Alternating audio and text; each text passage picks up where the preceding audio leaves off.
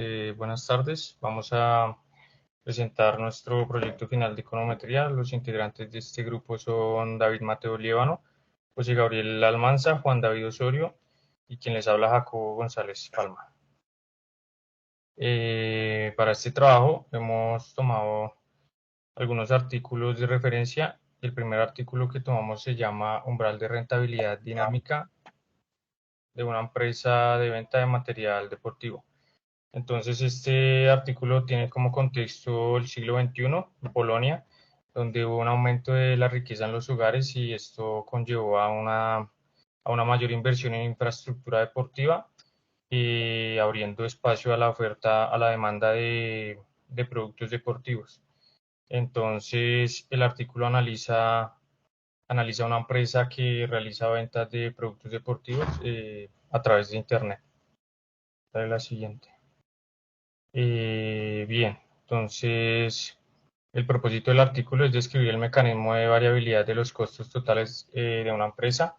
Utiliza un modelo econométrico estocástico. Los ingresos por venta se han incluido en la ecuación del modelo, lo que permite determinar el nivel de los costos fijos de la empresa, así como calcular el incremento en los costos variables por unidad de ingreso. La verificación positiva del modelo empírico permitió indicar el nivel de ingresos por venta en el que se cubren los costos totales. Requiere la comparación de una ecuación empírica del costo con una ecuación hipotética que asume costos e ingresos iguales. Al resolver dicho sistema de ecuación se obtiene el umbral de rentabilidad y la superación del umbral de rentabilidad da como resultado la aparición de ganancias para la empresa. Entonces, como tal, el modelo planteado en el artículo es una ecuación de regresión lineal simple que relaciona los costos totales de la empresa con el valor de las ventas netas y dos parámetros estructurales, alfa 0 y alfa 1. La ecuación es la que vemos ahí en la diapositiva, donde eta t es el componente aleatorio de la ecuación. Los parámetros estructurales alfa 0 y alfa 1 se estiman utilizando el método de mínimos cuadrados ordinarios. Además, se utiliza una ecuación empírica, que está en la siguiente diapositiva, para describir los costos en función de las ventas, como se muestra aquí. Y bueno, el modelo también considera la posibilidad de una tendencia lineal en los costos totales de la empresa. Dale a la siguiente. Entonces, dale a la siguiente. El artículo presenta varios resultados, varios resultados del modelo utilizado para determinar el umbral de rentabilidad dinámico de la empresa. Aquí en la sección 2 se muestra que el coeficiente alfa 1 de la ecuación da un valor de 1.03279, lo que está indicando una tasa excesiva del aumento de los costos totales en relación con los ingresos de ventas. Sugiere que se debe examinar el mecanismo de costos trimestrales en relación con el volumen de ventas para determinar si hay una tendencia adicional en los costos totales. Dale el siguiente. En la sección 3 se presenta el resultado de las soluciones del sistema de ecuaciones que indica que la empresa alcanzará el umbral de rentabilidad dinámico cuando genere ingresos de ventas de 60.751 PLN. Además, en la figura que vemos ahí, la empresa experimenta una ganancia cuando sus ingresos de ventas superen este umbral. En resumen, los resultados del modelo indican que la empresa debe generar ingresos de ventas por encima del umbral de rentabilidad para obtener ganancias. Gracias. Hablando del artículo 2, vamos a hablar del artículo 2, se llama Industria Ecuatoriana de Elaboración de Productos Alimenticios, Análisis Econométrico de Indicadores de Rentabilidad, periodo del 2010 al 2017. Eh, ¿Qué nos quiere decir este artículo? En la elaboración de los productos alimenticios en Ecuador, pues siempre ha sido como una de las variables económicas más relevantes en la industria manufacturera. Pues esto debido a los elevados ingresos con los que contribuye este sector a, pues, a la generación de lo que sería el empleo y su aporte al PIB nacional. Bueno, además de esto, se ha logrado su crecimiento gracias a inversiones e implementaciones de nuevas tecnologías, en lo que podemos decir en los productos, también las diversificaciones en las actividades económicas de las manufacturas y ha afectado de una manera, esto ha afectado de una manera positiva a los índices de crecimiento constante en el corto, mediano y largo plazo. Entonces, bien, ¿cuál es el objetivo? El principal objetivo es hacer un estudio que analiza los indicadores de rentabilidad sobre el patrimonio y sobre los activos en relación, digamos que con los índices referentes a lo que sería liquidez, solvencia, apalancamiento y rotación de las empresas pertenecientes al sector manufacturero de la elaboración de productos alimenticios en el Ecuador. Bueno, en el periodo entre 2010 y 2017. Bueno, entonces, ¿cuál es la metodología? Estas se basan en información obtenida de entes reguladores que tomaron los valores de las cuentas y se procede, digamos, al cálculo de los indicadores, que es el objeto del estudio. De los mismos, pues se detallan en la tabla que vemos aquí. Tenemos, por ejemplo, las variables dependientes, que ya las explicaremos más adelante, y las variables independientes, como el ROE, que es la rentabilidad del patrimonio, y el ROA, que es la rentabilidad de los activos. Entre las variables independientes tenemos la liquidez corriente, la prueba ácida, el grado de apalancamiento, margen neto de ventas y la rotación de activo fijo. Entonces, ¿cuáles son cada una de estas variables? En las variables dependientes tenemos el ROE, que es la rentabilidad sobre el patrimonio, y esto es una medida que refleja los beneficios económicos que se obtienen a partir de la inversión de recursos propios de las empresas. En cambio, acá, bueno, por otro lado tenemos el ROA, que es la rentabilidad sobre los activos, que evidencia la capacidad de los activos para generar ganancia. Como podemos ver, el ROA es mi utilidad neta sobre patrimonio, y el ROA es lo que sería la utilidad neta sobre mis activos totales. Bueno, ya hablando más de las variables independientes, tenemos la liquidez corriente. Esto, digamos que es una razón relaciona los activos corrientes sobre los pasivos corrientes e indica la capacidad de la empresa para cancelar el endeudamiento en el corto plazo mediante la transformación de los activos corrientes. Y bueno, tenemos lo que sería la prueba ácida o liquidez rápida. Esta medida es similar a la liquidez corriente, por así decirlo, pero esta resta el costo del inventario del valor de los activos corrientes de las empresas. Acá tenemos pues, las dos fórmulas: está liquidez corriente, que es activo corriente sobre pasivo corriente, y activo corriente menos inventario sobre pasivo corriente. Bueno, como ya pues dije, tenemos también apalancamiento. Este indicador refleja la proporción entre los activos que son financiados por el patrimonio neto. Se calcula activo total sobre patrimonio. Tenemos el margen neto de ventas, que es la razón que muestra la proporción utilidad que obtiene de la empresa por cada unidad monetaria vendida. Y se calcula utilidad neta sobre ventas. Y ya como último tenemos, de las variables independientes, tenemos la rotación de activos fijos. Esta razón indica la productividad del uso de los activos fijos y muestra el volumen de eventos que se obtiene por cada dólar de uso de los activos fijos o cuentas veces rostros al activo fijo anualmente. Se calcula venta sobre activos fijos netos. Pues en nuestro modelo principalmente utilizaremos lo que sería el ROA. Bueno, pero en fin, eso lo explicaré más adelante. El modelo econométrico que utilizaron, pues para este análisis de las variables antes indicadas, se empleó un modelo econométrico que explica la relación entre estas, que lo tenemos acá, donde Y sub 1 corresponde a los indicadores de rentabilidad de ROE y ROA, tomados como variables dependientes, phi constante paramétrica, y eh, de beta sub k menos uno x sub k menos uno corresponde a las variables independientes con un rezago. Y Euler sub i es el término de error. Bueno, bueno, ya pasamos al artículo 3.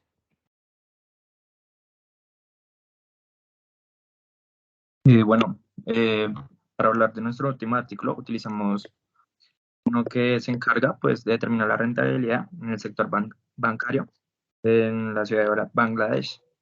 Este artículo pues, utiliza un enfoque empírico para evaluar la rentabilidad con diferentes factores, que como lo podemos ver puede ser la eficiencia, la calidad de activos, que más adelante hablaremos de ellos.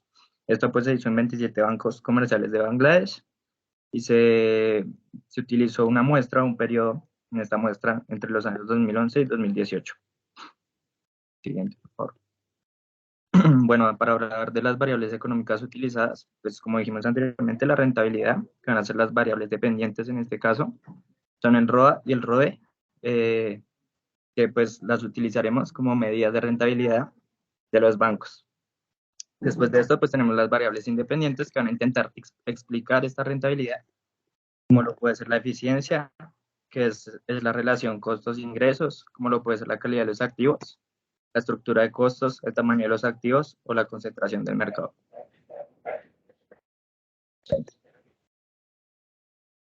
Bueno, los modelos utilizados en este caso, como dijimos anteriormente, primero se va a utilizar el ROA, que representa el rendimiento sobre activo de los bancos, y en este caso pues vamos a utilizar las variables explicativas o independientes, que va a ser el CIR, la relación de costos-ingresos, el NPL, que va a representar el ratio de préstamos incobrables, el COI, que representa la relación entre los costos de interés y los activos totales, el size, que va a representar el tamaño de los bancos, y el HHI, que representa el índice de Perfindad, que es como tal una fórmula que se utiliza para medir esto. Bueno, como segundo modelo tenemos en este caso el ROE como variable dependiente, que va a representar el rendimiento sobre el patrimonio de los bancos, y las variables mismas son las mismas que en el modelo anterior. O sea, como explicamos en el modelo anterior, en este caso solo va a cambiar la variable. Siguiente. Bueno, ya como tal para el modelo utilizamos una transformación Johnson para los datos. Entonces transformamos el pasivo. Ahí básicamente esta transformación lo que nos ayuda es a normalizar los datos. Ahí se ve que el p-valor de los datos originales es menor, mientras que el p-valor de los datos ya normalizados es mayor, lo que quiere decir que pues están normalizados. Esa fue la transformación para pasivo. Siguiente. Aquí también sería para costos.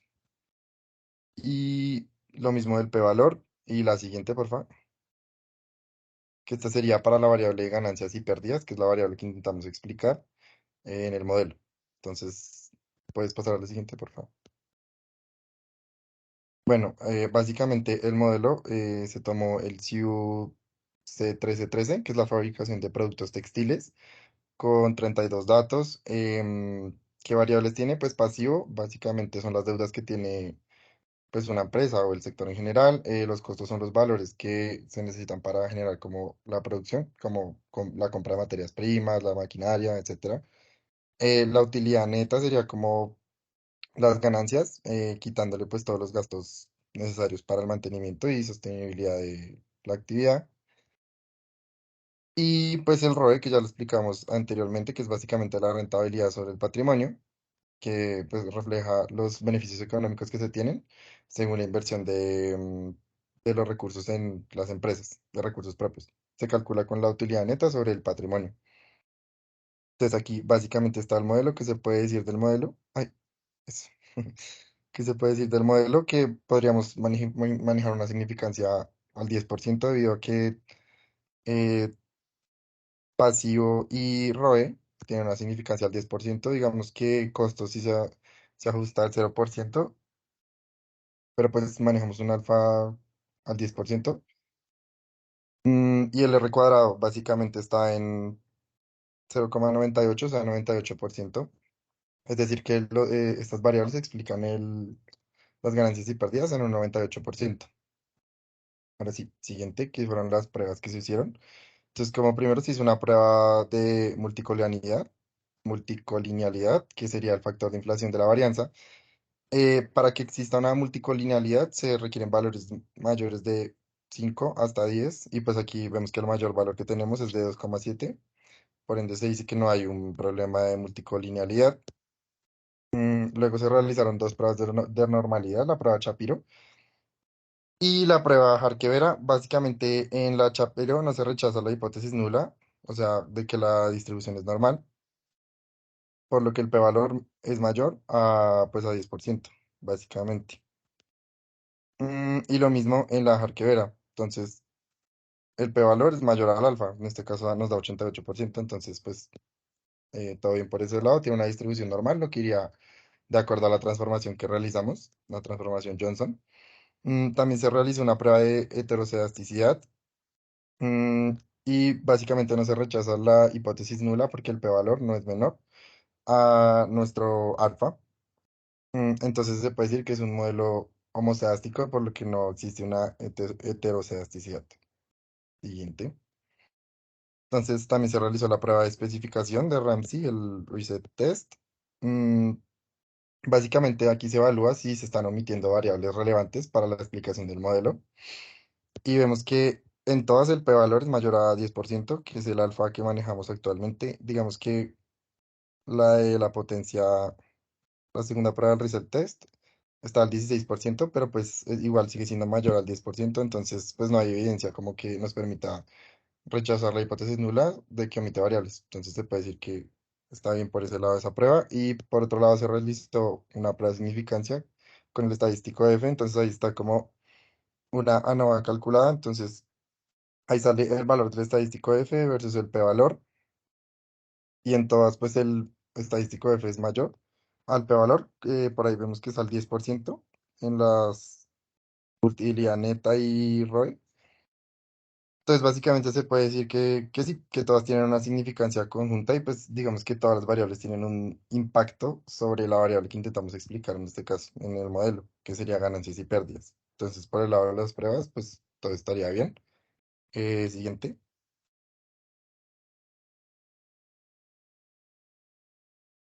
Pues bueno, ahí ya como las conclusiones. Conclusiones, qué pena. Entre las conclusiones, pues digamos en el artículo que yo presenté, el aporte que brinda la utilización del ROA y el ROE radica principalmente en el establecimiento de las estrategias para la toma de decisiones por parte de los responsables de la gestión interna de las empresas y que buscan la optimización de los indicadores asociados a las medidas de rentabilidad, pues esto a fin de que estas relaciones de manera positiva y reflejan el crecimiento de las empresas, tanto del sector de la elaboración de productos alimenticios como de otros sectores productivos, como el que nosotros estamos trabajando en nuestro modelo.